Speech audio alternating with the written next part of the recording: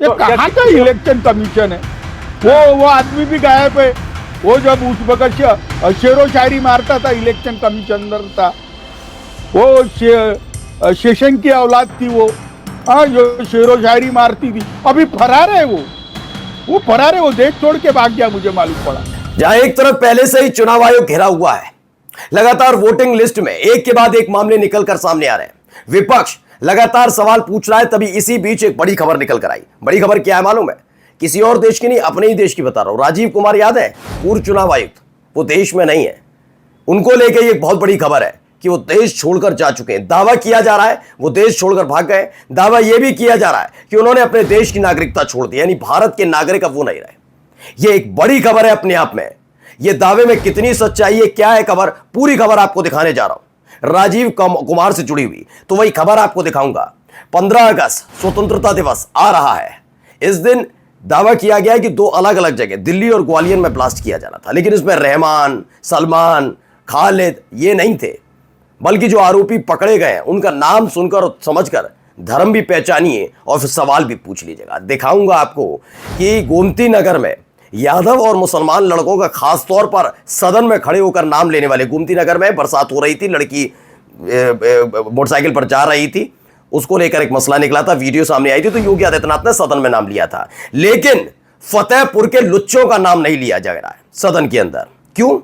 वजह आप जानते हैं, वो भी आपको दिखाऊंगा। और दिखाऊंगा बीजेपी एमएलसी के बेटे की लफंगई, लुच्चाई, वो भी एक पुलिस वाले के साथ। देखिएगा। और जॉन इब्राहिम, हो सकता है आपके अलग अलग हीरो आपके पसंदीदा हो, लेकिन आज जॉन इब्राहिम ने चुका है, उसको सुनने के बाद यकीन मानकर चलिए उनके फैन हो जाएंगे। नमस्कार, मैं हूं प्रज्वल गौतम और आप देख रहे हैं the live TV. The live TV, सच सबसे आगे। शुरुआत इस खबर के साथ देखिए। खबर क्या है? पप्पू यादव ने एक दावा किया, उनकी तरफ से बताया जा रहा है कि सच में पूर्व मुख्य चुनाव आयुक्त राजीव कुमार देश छोड़ माल्टा में बस गए। माल्टा, ये दावा किया जा रहा है वो माल्टा में बसे हुए हैं। खबर क्या है पूरी अभी दिखाऊंगा। अगर ये सच है तो निश्चय ही देश में वोट चोरी की सरकार चल रही है। सोचिए एक ऐसे दौर में अगर ये खबर सच है, क्योंकि अभी इसको जब सोचिए, इस देश के उपराष्ट्रपति इस्तीफा देने के बाद इतने दिनों से 21 जुलाई से लेकर अभी तक आप लगा देंगे तो कितने दिन हो गए? तकरीबन मैं मान के चलता हूं 22-23 दिन हो गए, 1 महीना पूरा होने जा रहा है। लेकिन आज तक पूछने के लिए तैयार नहीं है इस देश के बिके हुए ईमान वाले मीडिया वाले। तो आप सोच रहे हैं कि राजीव कुमार एक पूर्व चुनाव आयुक्त जो बहुत पहले इस्तीफा देकर जा चुके हैं, उनके बारे में पूछा जाएगा। खैर, दावा क्या है? राजीव जी को देश में बुलाकर वोट चोरी पर उनकी 2 टकिया शायरी अवश्य सुनी जानी चाहिए। अब आप सुनिए, राजीव कुमार के समय की बहुत सारी उपलब्धियां हैं, उनमें से एक उपलब्धि तो पूरी देश और दुनिया ने देखी, जब बीजेपी का एक नेता रिटर्निंग ऑफिसर भी बनता है और वो बाकायदा चंडीगढ़ मेयर चुनाव में धांधली भी करता है। यह सब राजीव कुमार की कार्यकाल की देन है। एक हरी झंडी क्या राजीव कुमार ने दिखाई थी, ये तमाम चीजें हैं। अब ऐसा ये दावा जो हो रहा है कि राजीव कुमार ने देश छोड़ दिया, माल्टा की नागरिकता ले ली, अपने आप में सनसनीखेज है। यह ऐसी व्यवस्था क्यों, ऐसा हो कैसे गया, भागे या भगाया गया, तमाम चीजों को जानना होगा। और है कहा, सबसे पहला सवाल। अब देखिए, आवेश तिवारी भी है, उन्होंने जो लिखा है पहले सुनिए, उसके बाद मैं आपको पूरी खबर बताऊंगा। अभी मेरे बचपन के दोस्त हैं, इन्होंने कहा कि कृष्ण अय्यर हैं बनारस वाले ने ये व्हाट्सएप किया कि ये खतरनाक है, बेहद चौंकाने वाला खुलासा। सोशल मीडिया पर लिखा जा रहा है कि राजीव कुमार पूर्व इलेक्शन कमीशन भारत छोड़कर भाग गए। ये सनसनीखेज। ये भी लिखा जा रहा है कि राजीव कुमार किसी विदेशी देश की नागरिकता ले चुके हैं, जैसे माल्टा का जिक्र हो रहा है। देश का नाम नहीं बताया गया, लेकिन इसमें बताया जा रहा है माल्टा।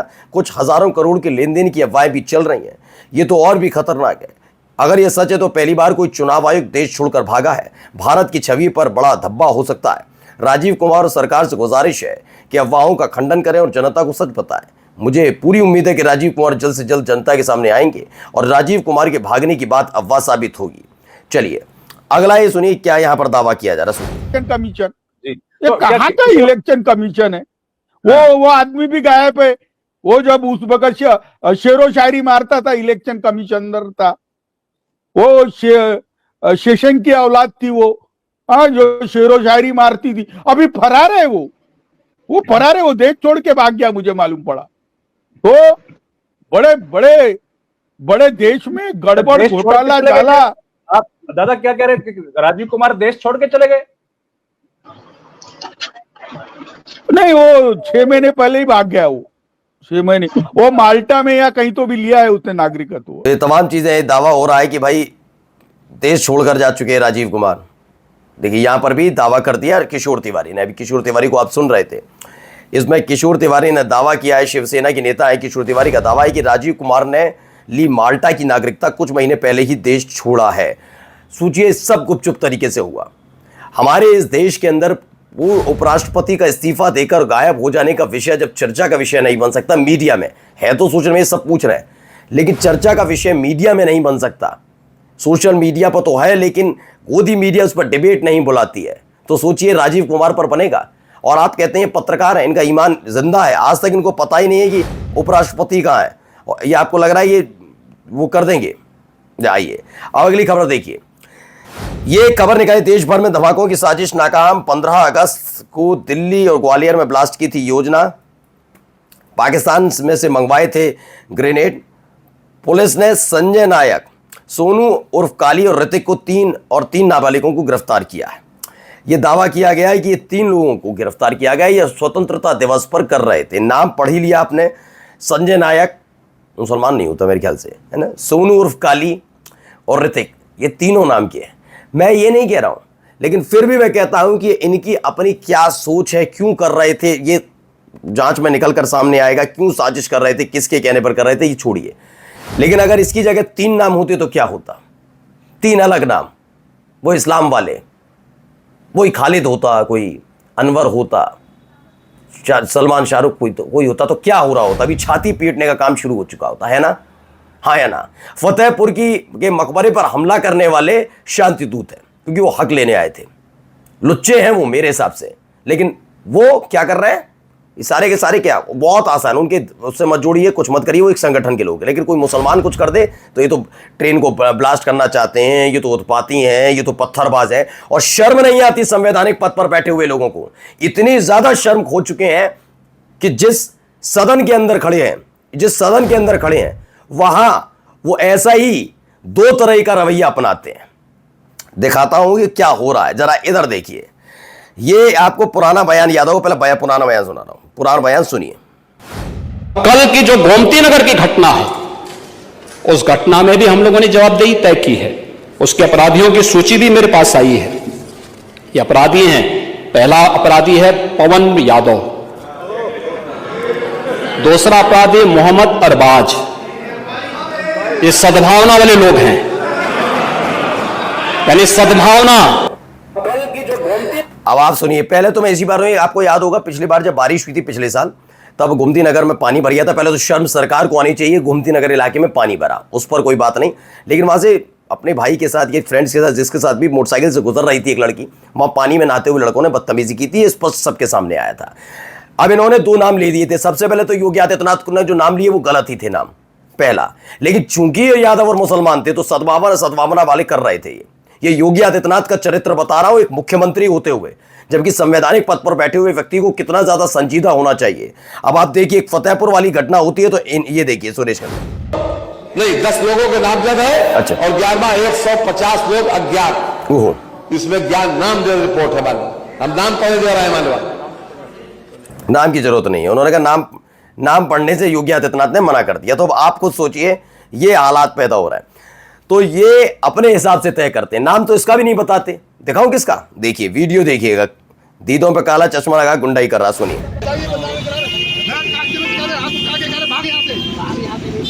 और यही कह रहे भाई साहब, उससे मैं समझ आ रहा हूँ, समझ में नहीं आ रहा। हमारे 55 साल की उम्र है तो हमसे कह रहे हटे यहाँ से भागे की उम्र है, इसीलिए आपकी इज्जत कर रहा हूँ। इज्जत कर रहा हूँ भाई साहब। इज्जत क्या कर रहे हो? तुम रोड में जाम लगवा रहे हो, रोड में जाम पब्लिक परेशान कर रहे हो, हमसे कह रहे हटे यहाँ से। बदनामी कर रहे हो। ये बताओ कौन सी पिटाई है? आपसे बात कर रहा हूँ भाई साहब, हिसाब से बात कर रहा हूँ, प्यार से बात करते तो नौबत नहीं आती आपके पास। भाई पहले ये ठहरा हुआ प्यार से कर रहे हो, मुझे नौबत नहीं आती। उसके बाद तुम ये कह रहे हो कि मैं इंस्पेक्टर हूँ, तुम इंस्पेक्टर हो। अरे मैं क्यों नाम का हेड चालू ये इंस्पेक्टर नहीं, ये सब इंस्पेक्टर है, ये सब इंस्पेक्टर है। मैं ये दिखने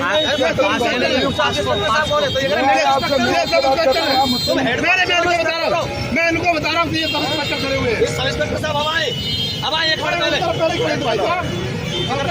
अब देखिए, ये बदतमीज आदमी कौन है, ये बिल्कुल समझ गए होंगे। बीजेपी का विधायक MLC है ऋषिपाल सिंह, उसका लाडला है। ये लफंगा है और लफंगाई करता रहता है।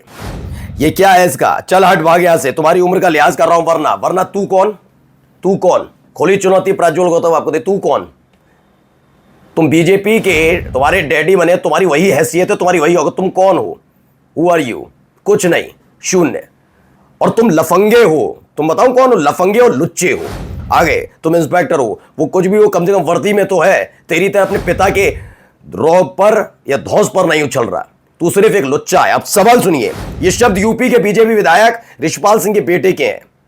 सत्ता के नशे में चूर विधायक पुत्र अपने पापा की गाड़ी में बैठकर पुलिसकर्मी को धमका रहा है। ड्यूटी कर रहे पुलिसकर्मी ने सिर्फ इतना कहा था कि गाड़ी हटा लीजिए, जाम लग रहा है। इतना कहने के बाद ही विधायक का बेटा भड़क उठा, पुलिसकर्मी को कहा भाग जाए यहां से। इसके बाद जो हुआ वो पूरा इस वीडियो में आप देख ही रहे हैं। ये इनका संस्कार है, चाल चरित्र और चेहरे की बात करेंगे। आइए अब जॉन इब्राहिम का एक बयान जो आपका दिल जीत लेगा बयान। ये मैंने छावा नहीं देखी, आपने देखा कि छावा के जरिए क्या माहौल बनाया था, लेकिन मुझे पता है कि लोगों ने इसे पसंद किया है, और द कश्मीर फाइल्स को भी। और दोनों फिल्मों के आप कॉन्सेप्ट समझ रहे होंगे क्या थे, किस तरह से माहौल छावा से बना और कैसा द कश्मीर फाइल से।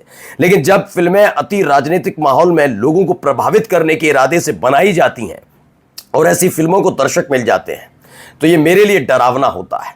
मैं कभी भी इस तरह की फिल्में नहीं बनाऊंगा, ये कहना है जॉन इब्राहिम का। अब सोच लीजिए आपको किसका फैन बनना है, उनका जो सिर्फ कमाई करने के नाम पर फिल्म बनाकर समाज के अंदर जहर घोलने का काम कर रहे हैं, या फिर एक ऐसे अभिनेता का जो स्क्रीन पर तो हीरो दिखता ही है, असलियत में भी इस हीरो है कि उसे पैसा नहीं चाहिए, कमाई नहीं चाहिए, शोहरत नहीं चाहिए कि मैंने ये फिल्म बनाई और ये सुपरहिट गई, उसे समाज में समरसता चाहिए। नमस्कार।